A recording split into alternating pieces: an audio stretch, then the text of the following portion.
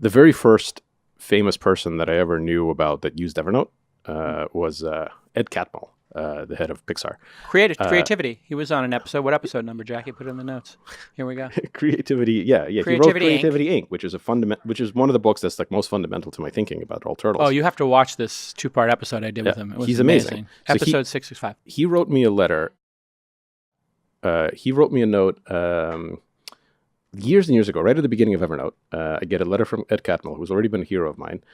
We had just released a new version of Evernote, and he wrote me this email. It was basically like 20 things that he hated about the new version of Evernote. And I was like, holy crap. Like, wow. Ed You're Catmull, getting notes from the guy who created Toy Story. Yeah, like Ed Catmull knows about Evernote and uses it enough to actually like have a strong negative opinion about the new changes we made. So like I ran around the office, showed everyone. And his whole thesis in Creativity Inc., right, is creativity is a process. It isn't this thing that like, it's not a bolt of lightning that's irreproducible.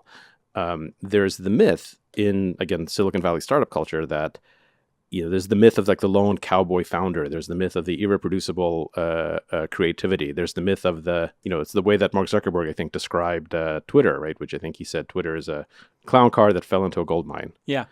All of that is kind of true, but it's also super inefficient. You can structure things. You can be a big company that has discipline and structure in order to make innovative, creative things on time, on budget, on schedule, like Pixar does, like Netflix does. Or you can be a big company like HP that has a structure that's meant to inhibit innovation so that they don't actually like innovate stuff because they're playing defense, because they're trying to protect their existing product base. Yeah. So just because most big tech companies are structured to inhibit innovation because they don't want to disrupt their lucrative business doesn't mean that that's the only way you can set up a big tech company. So we're trying to set it up the way that Netflix did. So we want to do to the tech industry what Netflix did for the entertainment industry. Got it. So what's in it for the creators then? Because the creators have visions of grandeur and they would like to take their company public, hit 100 million in revenue, get bought out, whatever.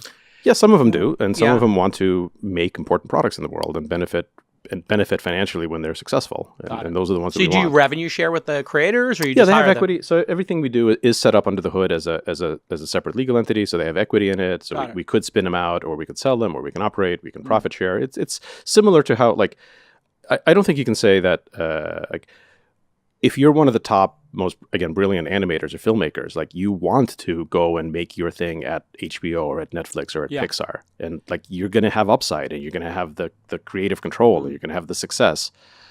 So that's what we're looking for product people. Like, if someone who's trying to optimize for the illusion of how much independence they have, that's just not, the right motivation.